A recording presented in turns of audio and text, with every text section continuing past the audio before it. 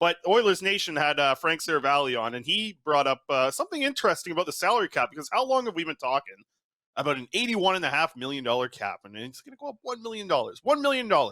Very different opinion here from Frank, who, listen, this guy, we don't have to talk about Frank. He's locked in. But some interesting quotes here about the salary cap for next season. Let's hear from Frank Seravalli, who joined Oilers Nation there with Liam and Yaremchuk over there. This is from Monday, I believe. So let's hear from Frank Seravalli now. There is, I know I've asked you this before, but I'll ask again. There is a real chance this thing goes up like 3 or 4 million, right?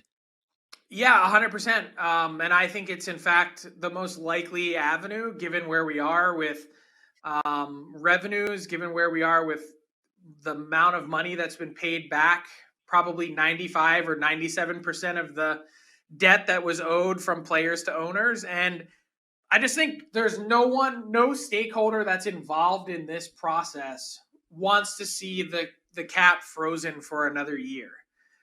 Yeah. The only real winner in that is really no one, because at the end of the day, once that debt is paid off, the players still get a 50-50 split.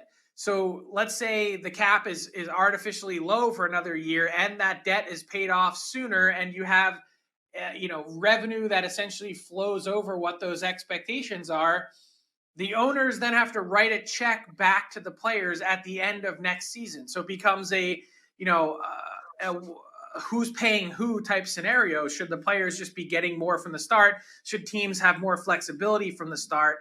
There's a lot of things to consider. And I still think at this point in time, as we've yet to get any sort of substantive negotiations yet, that seems to be the most likely path.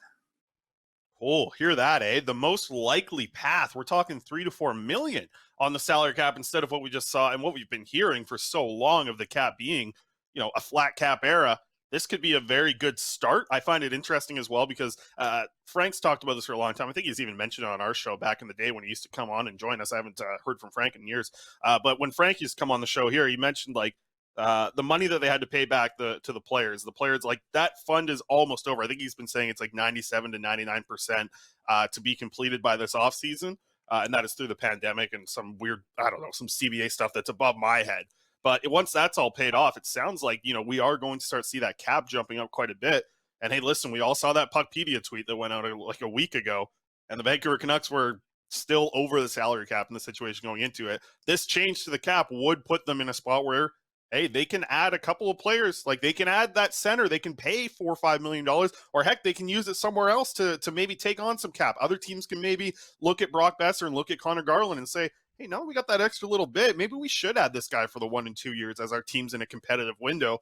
And it's something that Frank mentioned there. I have a feeling that nobody is saying no to this. The players aren't saying no to this. The general managers aren't saying no to this. The owners aren't saying no to this. Everybody is probably on board for this. So why not make it happen? And Frank says he's pretty certain it is going to happen. And there were reports in September, right, of 2022 that teams were preparing for sharp cap increases over the next 3 seasons. And hey, look, you just brought it up. Frank brought it up in that clip we just listened to. Nobody wins when the cap stays low, right? That's the thing here is how often did we talk about, even leading up to the trade deadline is, yeah, teams want to make moves, but they can't. Everybody is in this flat cap world. You're seeing teams, have to go give up a pick to get a third team involved so they can eat some salary so that they can make some impactful trades.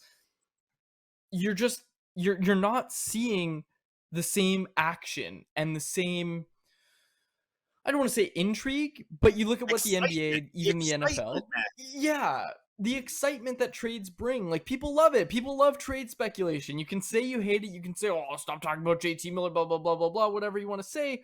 People love it. People love talking about trades. People love player movement. And for the NHL, there's been such little player movement that you have to also think that it's starting to harm the product with how little movement there is around the league.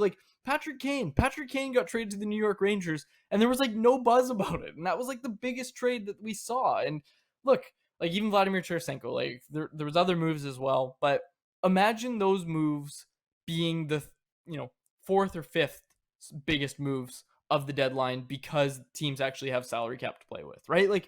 There could have been more impactful trades. There wasn't because, think about the Canucks. Just think about the Canucks, what the Canucks are trying to do. nobody's taking Connor Garland at $5 million in a flat cap, right? So if it moves up, look, I think it's a good thing for everybody. It's a good thing for the Canucks, good thing for every team in the league. Most of all, I think it's a good thing for the fans of the game. And hey, selfishly, media that tries to prop up this league and say, hey, you should watch our show, you should read our website, you should you should be a huge NHL fan, you should pay close attention to this league. Now they might have a reason to.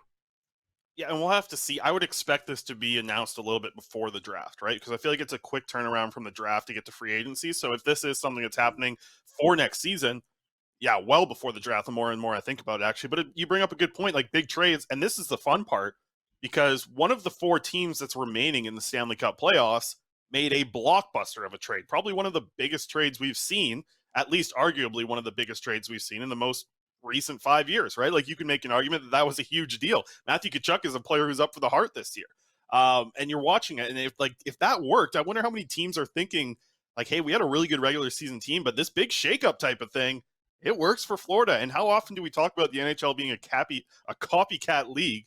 And I just think that you have a potential here to really open things up a little bit, and that extra cap space, that's going to allow you to make a trade for a guy making $7 million, for a guy who's making $9 million if you're sending some money back. Like, these things can be possible.